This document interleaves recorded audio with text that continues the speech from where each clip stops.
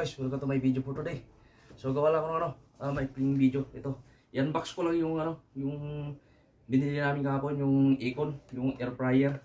So kahapon ko pa kasi gustong i-ano to pero ngayon ko lang naisipan kasi yun ako medyo sinipag. So ito siya, nabili ko siya sa may Lolo dyan sa may Apiat Mall. So nakasil siya nung ang nakita kong regular price niya 399 SR. Pero nung binili ko ano lang siya kasi naka-sale lang 99 SR lang siya. Yan o. So bali ang niya, yan ang big size niya 3.5 liters Econ. Yan o, pwede ka siyang mag-fry ng cake and roast. Ano ba yung isa nakalagay ito? And healthy recipes. Mga pang healthy, capacity 3.5 liters. So ayan. So ito siya o. So siyempre umpisan ko na. So ito yun guys. Ito yung sinasabi ko sa inyong Econ. So baliktad siya. Iyan ko na siya para makita ng po. So ayan siya. So ito yung sinasabi kong 3.5 liters. Nabili ko lang ito ng 99 real sa Lulu Hypermarket. Yan sa may Apiat Mall. Ang regular price niya nakita ko 379 SR. So nakita ko kasi siyang nag-sale. So kaya yun. Binili ko na rin siya doon. So ito yung unbox natin. Ang hirap ko kanina. Kung natutumba yung tripod ko buti nakagawa ng paraan So ito yung mga libro niya Yan yung libro. So ito yung mga style niya. Pwede ka rin pala magluto dito ng mais. Ayan mga steak, mga fried, yung lamb pala, lamb chops. So dito yung mga pliers niya So ito yung mga libro, Econ. So dito siya. So hindi ko na siya patatagalin guys. Iano ko na siya. Unbox ko na. Uy, meron siya nito. Meron siya nito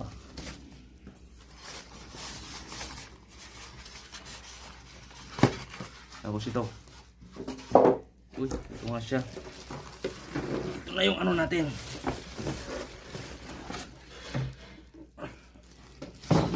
Ito yung lagay ng kahon So ito siya guys Yan. So ito yung binili ko ng 100 real yung nag-sale sa Lulu. So ito, tanggalin ko na itong plastic tanggalin ko na itong plastic niya. Pero bukas ko pa ito i-testing. Kumbaga ngayon unbox ko lang siya. So ayan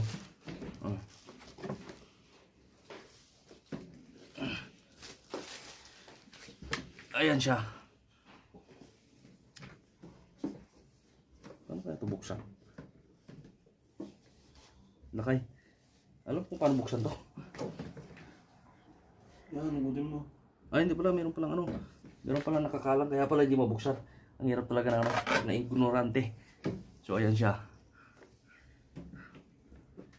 Ayun, meron pang siya. Kaya pala hindi ko siya mabuksan kasi may nakakalang. Pero bukas ko pa ito malalaman, i-testing ko. Pero ngayon unbox ko lang muna siya. Kasi papasok pa ako Ito yung lagayan niya. So ito na rin yung nasa loob Yan. Tapos ito yung timer niya. Sa orasan.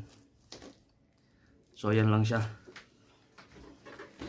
So pinaano ko lang siya. So ayan guys. So ayan guys, pinakita ko lang yung binili kong air fryer. So ito siya. Yan. So hanggang dyan lang yung video for today guys. Maraming salamat guys.